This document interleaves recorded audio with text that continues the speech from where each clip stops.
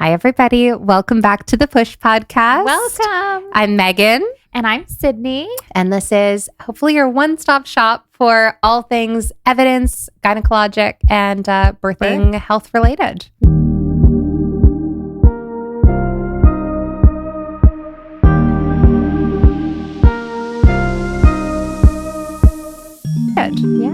Yeah. We're so excited to have you guys back.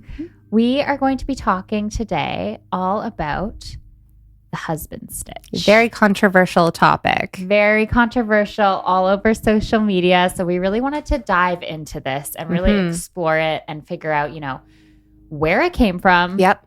What it's about. What does it mean? Is it a real thing that's clinically practiced? And then why it's important to talk about as well. So, Sydney, you've been seeing this all over social media, right? Yes. All over my socials, people commenting that they had the husband stitch without their knowledge, without their consent, people explaining their stories about husband stitch, about their recovery postpartum with perineal tearing. I see it all the time on TikTok, on Instagram, people commenting, asking me questions about this. So I really wanted to dive into this topic with you, especially as an OBGYN who performs repairs after delivery. I do exactly exactly what happens. And I really think you're going to be able to shed a lot of light on this topic. And yeah. I do. Well, I hope so. And I have to say, I learned a lot about this as well in researching this topic for our podcast today. Yes. I think coming into this, I had a little bit of like a split bias. On the one hand, I think as a cisgendered woman, I felt very triggered by the concept of something being done to my body without my consent for the pleasure of like a cisgendered male, even if that person was my like wonderful husband, right? Yes. But on the other side, as a like from a purely clinical perspective, I think I was very confused because I have never been taught a husband stitch. And the more I thought about it, the more I couldn't really conceptualize what that would even look like. Yeah. So full disclosure, I actually don't know how to perform a husband stitch. And I wondered who does, right? Yeah. And who are these providers that are doing this and doing this to, birthing parents without their consent. Yeah. Which is the important part that I think even when I was exploring it and hearing about it online and honestly in practice from husbands who asked these things, it kind of always made me confused because I didn't know that this was something that was performed. And then, I talked to you and you explained that, no, this isn't exactly something that you're taught in medical school. It's not something that's routinely taught. This is why we want to talk about the history of where this actually came from because it's not something that's taught. Definitely not. And again, my knee-jerk reaction to the husband stitch as a clinician was this isn't a thing. But let's delve into it. Let's assess the evidence. Let's see, because there's a lot of people who are saying that they have had a husband stitch and they experienced it. And I think that is valid enough to explore it and figure out exactly what this is, right? And yeah. So I started as I was trying to figure out what are the origins of this? What is the evidence for it? I am fortunate as a provider and as a member of a university to have access to databases, right? And I would love to delve into in a future episode of evidence appraisal in and of itself. But the first step really in anyone being able to research a topic from a clinical perspective is to be able to access the studies themselves. So again, I have access to databases. So I went to PubMed, which is my kind of go-to for like an initial quick search. And I typed in the husband stitch, just plain, no advanced searching. And there were 6 results that came up. Only 6. 6 results. So for contrast, I then searched in episiotomy, which is the surgical incision that would be made occasionally during at the time of birth. And that came back with 4,309 results. Woo, that's a big difference. Perineal tear, just in and of itself. So again, just the obstetrical tear that often happens at the back of our vagina during a childbirth. That came up with 2,303 results. Wow. And then obstetrical anal sphincter injury, which is the medical term for a more significant third or fourth degree tear. Yeah. That came up with 1,836 results. Wow. So comparatively, really not a whole lot of data or evidence. Six. And this is in one of our like major medical databases. Yes. Now, there are tons of databases that exist out there for all different areas of research, right? Yeah. So humanities have their own, things like engineering have their own. This is just one of many databases that exist, but it is, again, one that I would typically expect a study to be indexed in if it was addressing obstetrical practice. Yeah. Yeah. So then I turned to Google and started Good old Google. Not ChatGPT. Also ChatGPT. ChatGPT is my friend. Yes. She and I have had some great conversations. Oh, yes. And she helps me to Me wrap too. my brain around issues all the time. She is a great email concierge, I will also say. Yes. I know that's not a hot take, but I agree with you. Yeah. So what did Google say? So I tried to kind of search through what was coming up. And I have to say, when you search on Google, completely different story, right? Immediately, there's excuse me, there's a ton of results coming up. Yeah. And most of them are people's experiences. Exactly. Right? That's the difference when you go on to social media to look up and research things versus or Google for this instance.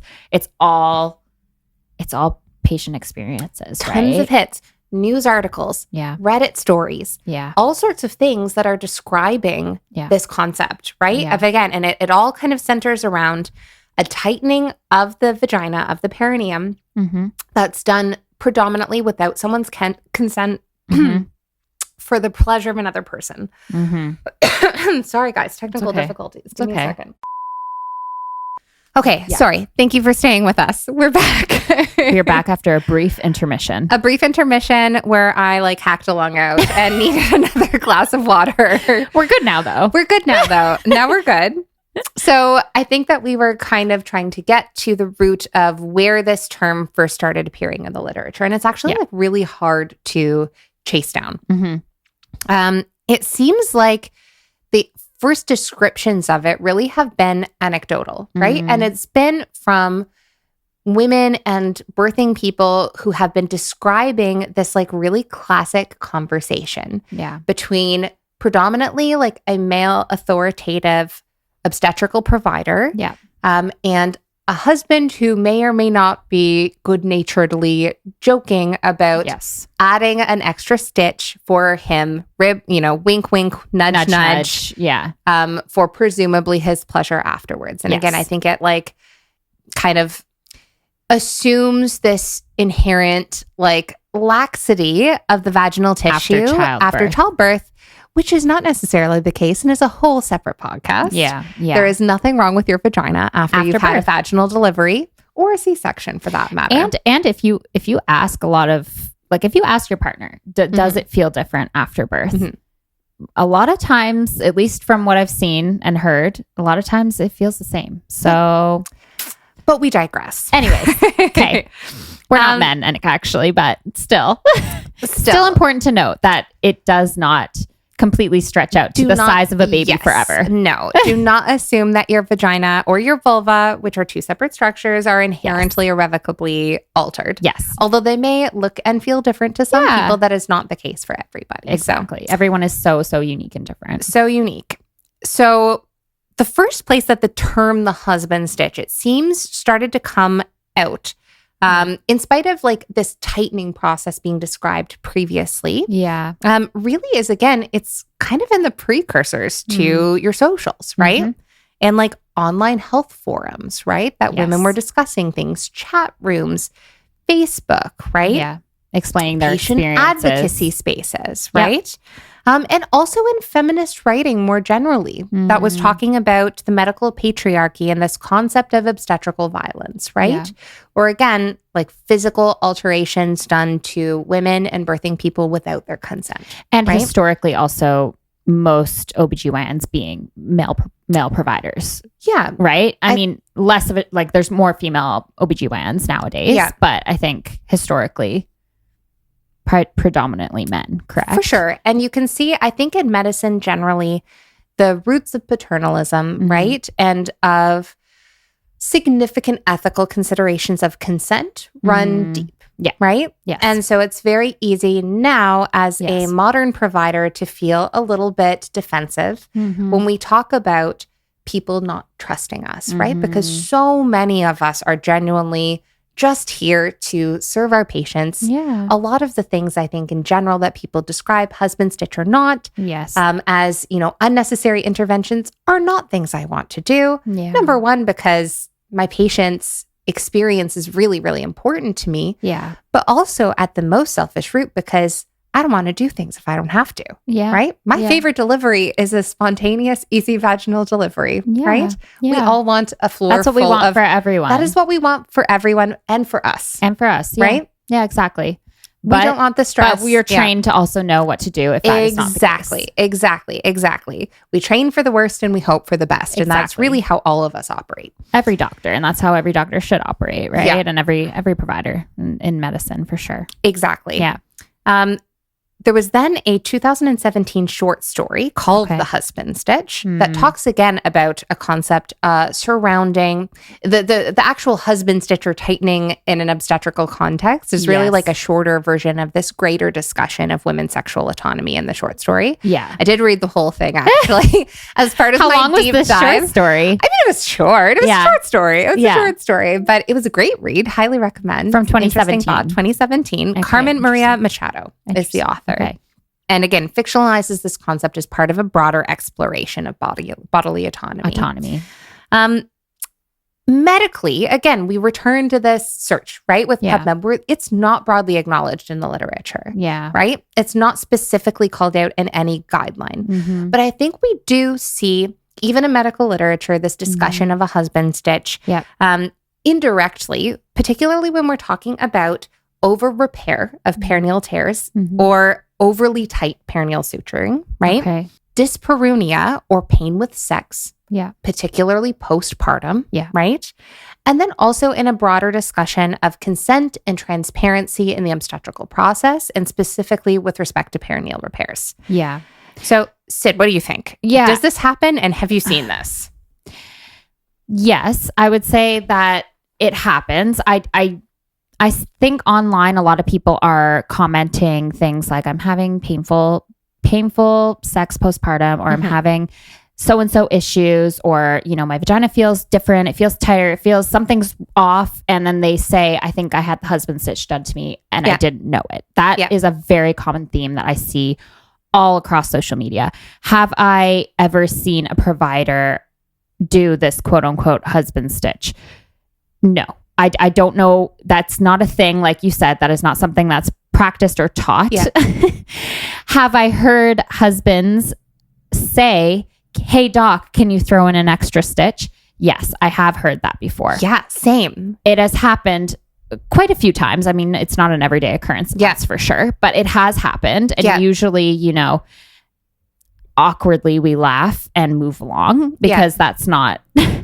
We don't really know how to handle that. Which probably we shouldn't, right? We should address it. But at the moment, the baby had just come out. Usually you don't want to be like bringing the mood down necessarily, but... Totally. And sometimes I feel like we as providers kind of fall into this like customer's always right kind of mindset too, where we're like trying not to what's the word I'm looking for? Like make them angry or challenge them in any way, because it is a customer service role that we still are in as nurses or doctors. And I'm sure as two young women too, like we probably can't understate the impact of like our enculturation, right? To be collegial, to be accommodating, to be all of those things, even when somebody is saying something that we really find distasteful. And I have to say, I don't just cringe. I find it really off-putting, to say the least. Yeah. When somebody implies even that we would be complicit in something like that. Exactly. And especially without the wife, in this instance, the wife's consent to this, or knowing that it's even going on, because usually at the time they're completely wrapped up in, what just happened to them. They're in shock usually after just having given birth, and they're not really in a place to be able to know what's going on around them and to be able to consent to anything revolving that. And it's a really tricky subject to address in the delivery room. That could be a whole other thing to talk about. But I think what's important to kind of talk about now is, like you said, the perennial, which I know I say perennial really funny. Perineal, like perennials? I don't know. Like the I am made concept? I am made fun of it constantly. So I'm so sorry. You guys can comment it down below. I am going to say it funny. You know what I have found globally as this brief sidebar, like as I engage in more of an international space in my field more and more, everybody pronounces things differently. Miso right? is one. Do you say whatever. miso or miso or miso? I say miso. Yeah. See, everyone, I think it's miso, but I've heard that's a medication. But anyways, I say it funny, but just like you said earlier, totally fine, so I don't know a lot about this, so maybe you can talk to everyone about it, but how the healing is afterwards, and the importance of, following up with your providers. If there is, the perineal sutures are too tight, and that's maybe causing some of the discomfort that they're having. It's, how do you avoid doing that? How do you just talk more about that? Because I feel like in some instances, I'm not, downplaying patients' experiences, but I do feel like sometimes that is maybe what is happening is, their healing process has, something's gone wrong, and they maybe start Googling it. And then on Google comes up with all of these patient stories of the husband stitch. Of course. And then they maybe say to themselves, oh, that must be what I have. Me, right? Yeah. 100%. So as I've mentioned, I have not been trained at any point to do a husband stitch. And so I really can only kind of guesstimate what we may be talking about and extrapolate from my greater experience with respect to pain with sex after vaginal deliveries and like the general causes for that. Yeah. So I think as a baseline for this conversation, we should have a bit of a better understanding of what are we talking about when we're talking about an obstetrical tear. And again, I think you and I both want to get into this in a lot more detail in future episodes, especially with respect to like tearing and episiotomies and instrumentation in general. Yes. But super briefly, I did prepare an illustration for this episode. Perfect. So I will put it We'll pop it up here. If you guys are listening, you can tune into our YouTube. Our YouTube is at the Push Pod, so you can see our visuals if you are listening. Obviously, if you're driving, do not pull that up. But anyways, do not pull that up while you're driving, friends. Yeah. So when we're talking about a tear of the vagina in general, right? Like the thing that would be repaired in which this husband stitch would take place. Yeah. We're really talking about a tear through kind of three main muscle groups in the perineum. Yeah. I should say as well, a first degree tear would just be through the mucosa or kind of like the skin on the inside of the vagina. Which is the most common tear that you would see. Is it a first degree or a second degree? Probably, it depends on whether this is someone's first delivery or not, I would say. True. But that's the most minor kind of tear. Most minor, easiest to recover from for the most part. For most people. A second degree tear is one that tears down into kind of the two first muscle bodies of the vulva and the pelvic floor. So those would be the bulbocavernosus or spongiosus muscles, which kind of arc around the vagina as a whole. Yep. And the transverse perinealis, which is kind of a horizontal muscle that goes just underneath the vagina. Interesting. So second degree tear will tear into those muscle bellies. Again, that's probably the most common degree of tear that you see. Exactly. And in general, we find that these heal quite well, especially when they're identified and repaired adequately by an experienced provider. Yeah. Now, then we get into the more complicated tears, which are ones that involve the anal sphincter. That's either the third and fourth degree, exactly. Right? Either the external anal sphincter, the internal anal sphincter, which would compromise our third degree tears, or into the rectal mucosa itself, which would be a fourth degree tear.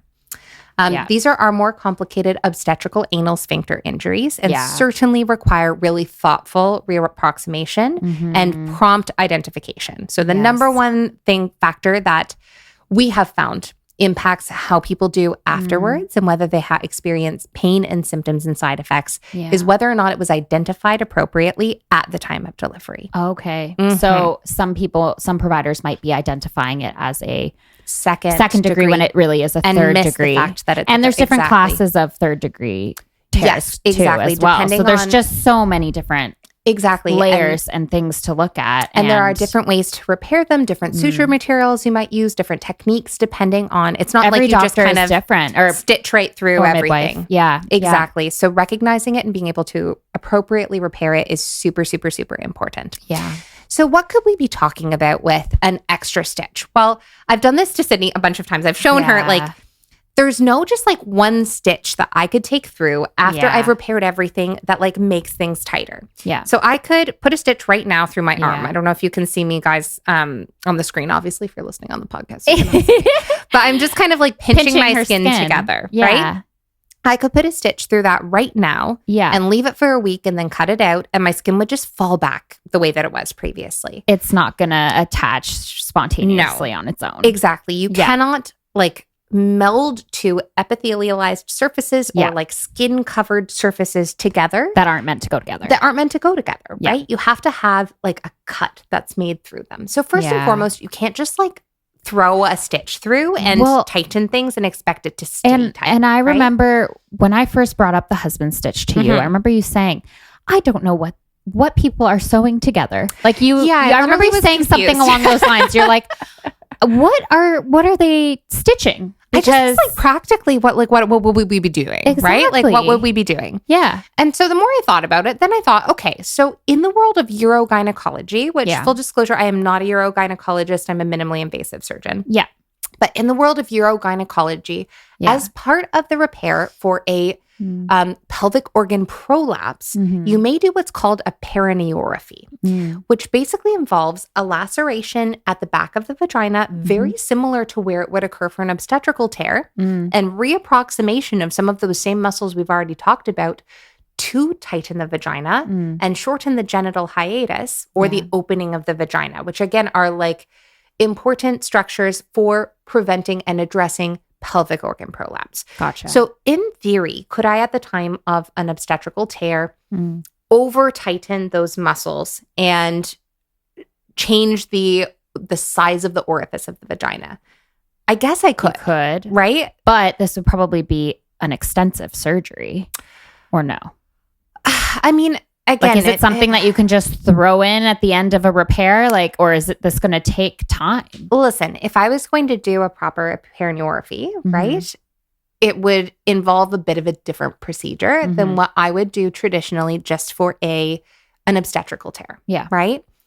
Because really with an obstetrical tear, we're just trying to like bring cut edge to cut edge, so right? Or torn edge together. to torn edge. Yeah. Exactly. So that it can heal back together. We're really not trying to like do anything crazy. We're just trying to like bring nature back together. Yeah, right? Exactly. I tell my students all the time when I'm teaching them, like obstetrical tears can look really overwhelming. Yeah. But we're just bringing like to like, right? You're just color matching. You're just structure matching. You're just bringing things back together at the end of the day. Yeah.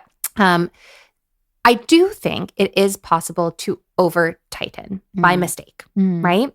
I think if you're not mindful to, again, like what you're reapproximating, if you don't have an experienced provider that's doing it, sometimes, I know this sounds kind of crazy to listeners and viewers at home who don't have, obstetrical backgrounds, but it sometimes is hard to tell what is like to like, right? Like what exactly tore or was cut from what in the context of an obstetrical tear. Because what I've seen sometimes, you're looking and you're just like, what? Like sometimes like seeing the before and afters. Yeah. I'm always like, wow, it's a lot. It's a lot. I mean, I'm not trained to do the sutures and do all of that kind of stuff, but I assist with it, and it is a lot. It is a lot. So long story short, is there like one simple stitch that can be done in a husband tear? No. Yeah. Or a husband stitch rather? No. Could someone be doing like a perineorrhaphy? Possibly, but probably not. Could somebody inadvertently reapproximate the tissue in such a way that it tightens the genital hiatus or shortens it inappropriately? that I think is maybe more the culprit, at least in certainly ones that are like accidental in modern times now, right? So can you have a misappropriated vaginal tear? Yes, unfortunately. I don't think that is common, but it does happen. And I have seen some of these patients in consultation and had to take them back to the OR to fix these afterwards.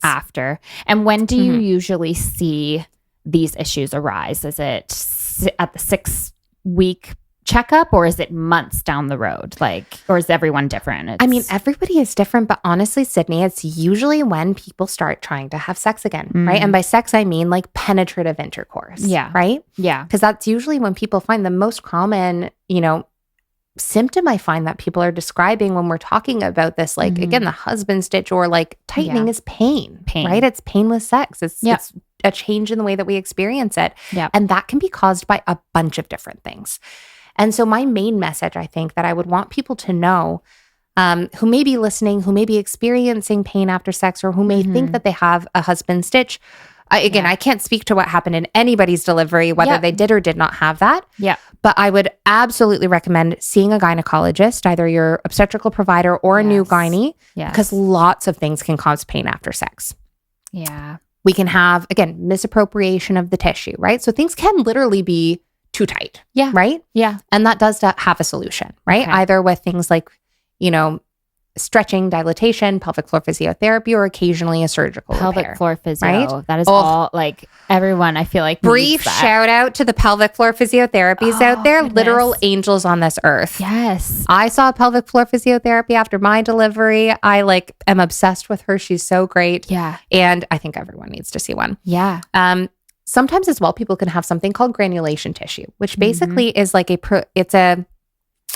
I want to say like a premature tissue. But as a wound is starting to heal, as part of normal wound healing, your body lays down this stuff called granulation tissue. And it's kind of like red and lumpy and easily bleedy. And it's basically just serves to like protect against infection and start the preliminary process of like blood vessel lay down. And building good tissue. Exactly. Building good tissue. And that's ultimately covered over in the case of the vagina by things like mucosa, right? Or the skin of the vagina. Sometimes though, your body kind of goes a little crazy for whatever reason, right? Either it's not really brought together well, or just an immune process occurs. And you can have granulation tissue that sits on the outside. That can totally cause pain.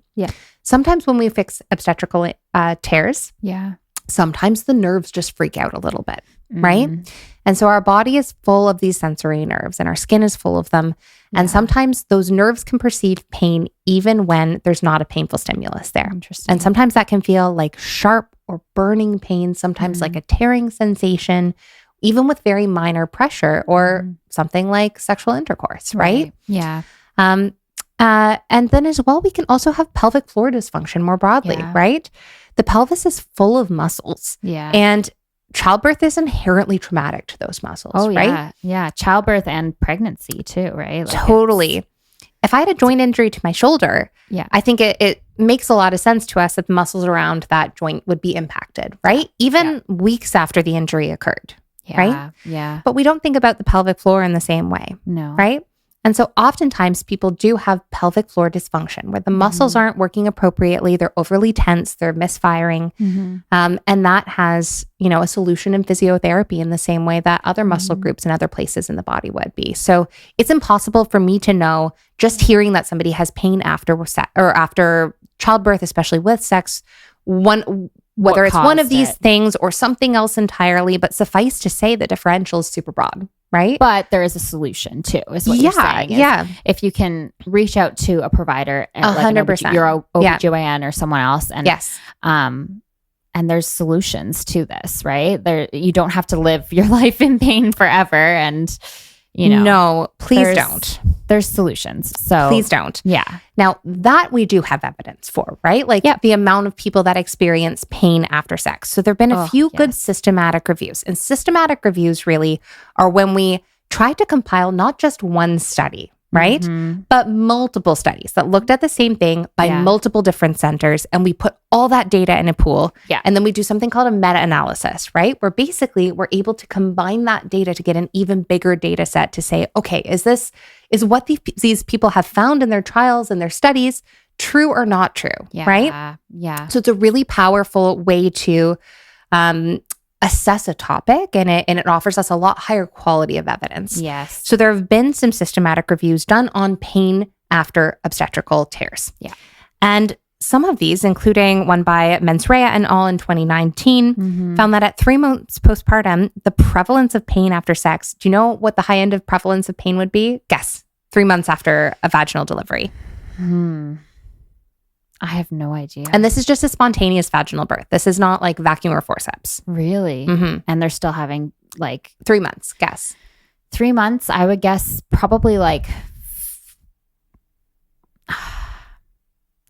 30%? Yeah, 36%, 17 to 36%. Now, that number does start to drop as we approach 6 and 12 months postpartum. Yeah. But suffice to say, pain after vaginal deliveries is unfortunately common, right? And I don't think that 36% of people in these huge data sets, right, have experienced husband stitches. I think, like, fortunately, right? Yes. Right? Yes. I think that the problem is a little bit bigger, right? In that, like, we don't talk about pain after delivery as a common topic, right? No. And women don't feel as though their pain will be taken seriously. Because it usually isn't taken seriously, right? Exactly.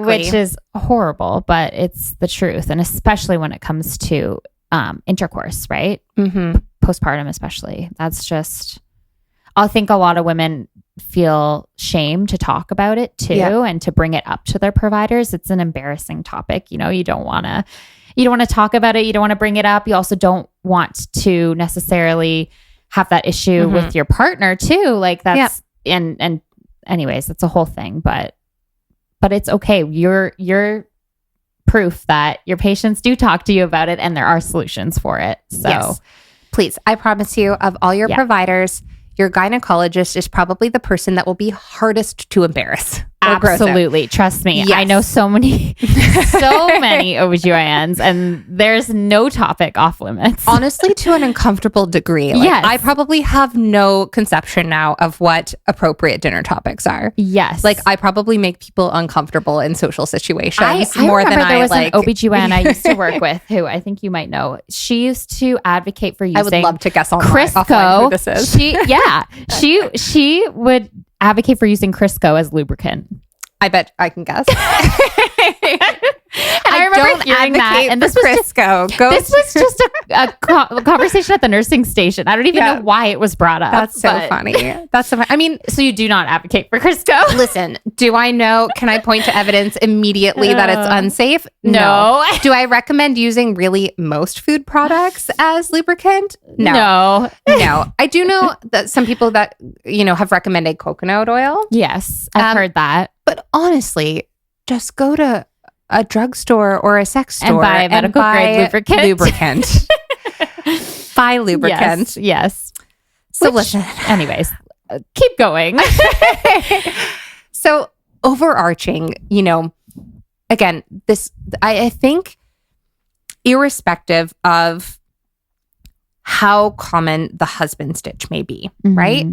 I think what we can kind of say overall is that while this does not seem to be a standardized medical practice, what matters, I think, and what I think we should be focusing on most in this discussion is that women believe it's happened to them. Yes. Right? Yeah. Which again, I think that inherent distrust, in spite of the fact that, for me at least, I hope anyway, it's mostly inherited from my discipline as opposed to something that I have necessarily engendered with my patients. It's still something that we have to own as providers, I think, right? Is that like systematically we have not listened to women's pain, right? Not at all. We have not done good studies on birthing parents, on gynecologic organs in general. And I think that we're still kind of feeling the aftershocks of that. And that's probably fair. Right? That people don't feel that they can always talk to us about it or feel that it is so possible that something like this could happen to them without their consent. Right? And again, I think that says something about the way that in general we talk about concepts like consent and sex and pain especially in postpartum care. Yeah. Which is kind of the reason why we wanted to bring this episode to light as well is because we want to open that conversation and make sure it's known that it's important to talk about your pain. And hopefully, one day we will get to a point where every provider is listening to every patient that walks through the doors who says, I'm having so-and-so symptoms. Yeah. And believe them right away. But we're getting there slowly but surely. I know there's more pain management options happening for IUD insertions nowadays, which is a huge step. So hopefully it will continue for postpartum, intercourse, pain with intercourse postpartum. But I had a question for you in terms of the perineal tightening, all that kind of stuff that we were talking about. Is this similar to what people call like the vaginal rejuvenation that you see online and that people get? Like, what is that and how is that in relation to this? I mean, yes and no, right? Like, so vaginal rejuvenation, which I'm sorry to any providers out there. Like, I know that there are actually lots of really caring providers in the area of aesthetic gynecology, right? Yep. And so I don't want to insult anybody. I really hate the term vaginal rejuvenation though, because I hate the concept that your vagina needs to be rejuvenated, right? Like, especially after birth, right? And we talked about it earlier. Yeah. But that's not a thing. Yeah. It doesn't need to be. But anyways, I know I just wanted to bring it up because I see that a lot online as well. Totally. So yes, something like a perineorrhaphy could be a part for some providers who are doing these of the concept of a vaginal rejuvenation. Yeah. I will say again, as with so many things, we're really just starting to get into the meat of doing actual research on any of these topics. And there is not a lot of good quality data on vaginal rejuvenation in general, on the patients that are seeking this out, and on their symptoms and the impact of the surgery on them afterwards, right? So is it usually like prolapse that you would be addressing in that situation? Like that would be a whole separate surgery that you would be dealing with, but this is more an aesthetic thing that some providers may be doing. Well, aesthetic, but also I do feel that, anecdotally, patients who are seeking vaginal rejuvenation are also often talking about sexual function, right? And again, I think that's where as gynecologists, we kind of shy away from this topic because really like sexual function's functional. It's not aesthetic. Yeah. Right? And there isn't good evidence to suggest that a vaginal rejuvenation improves sexual function. However, like we're really, again, just starting to get into the meat of assessing this. And I think that a first step, at least to addressing this in a considerate way, irrespective of your feelings on vaginal rejuvenation, is to believe patients' experiences, right? Sex is important and it's essential to many people's relationships, right? And if people are experiencing difficulties with sex, whether it's the sensation that something feels different after having their children, after going through menopause, and they're looking for vaginal rejuvenation or tightening, or again, that people are having pain postpartum. Yeah.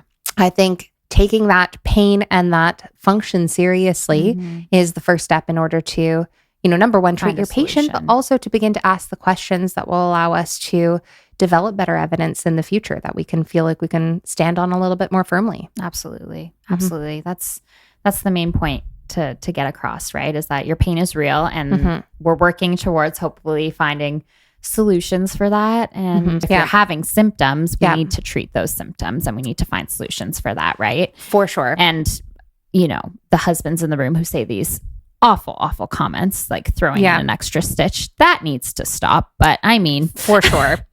Well, the one real article that came up on PubMed when I did my stitch was a paper by a researcher called Sarah Rodriguez in the Bulletin of the History of Medicine called The Creation and Circulation of Evidence and Knowledge in American Medicine Through the Lens of the Husband Stitch.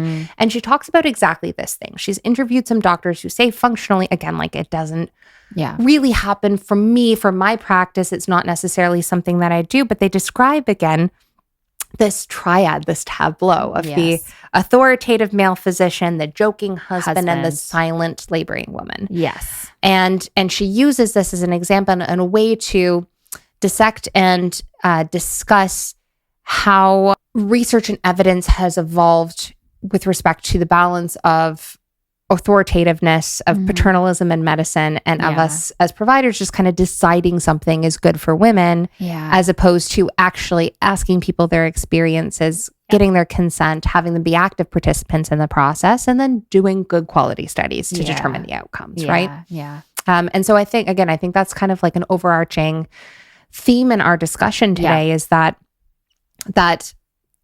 the husband stitch or not, well, of course, it is a huge problem if that has been done to somebody in modern times without their consent. The bigger point is what this says about our society, what this says about the way that we conduct our research, and what this says about the trust our patients don't have in their providers with respect to their obstetrical care. Yeah, exactly. Which is so sad to think about. That's awful. I really hope that can change.